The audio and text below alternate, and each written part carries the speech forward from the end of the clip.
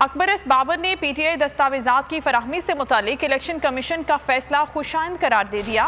Media से गुफ्तगू में अकबर एस बाबर ने कहा कि इलेक्शन कमीशन ने पीटीआई फंड्स की दस्तावेजात दिखाने का हुक्म दिया है। फरीकैन के ऑडिटर्स पीटीआई फंड्स की दस्तावेजात का जायजा लेंगे। इलेक्शन कमीशन ने स्क्रूटनी कमेटी को 30 मई तक स्क्रूटनी का अमल भी मुकम्मल करने की हिदायत दी है। उन्होंने कहा कि पीटीआई दस्तावेजात को खुफिया रखना संजीदा थी, जिसको हल करना ज़रूरी था। स्क्रूटनी कमेटी इलेक्शन कमीशन के अहकामात पर मिनोअन अमल करे। इलेक्शन कमीशन के फैसले के बाद ज़ेर इल्तिवा फॉरेन फंडिंग केस मंतकी अंजाम तक पहुँच सकेगा।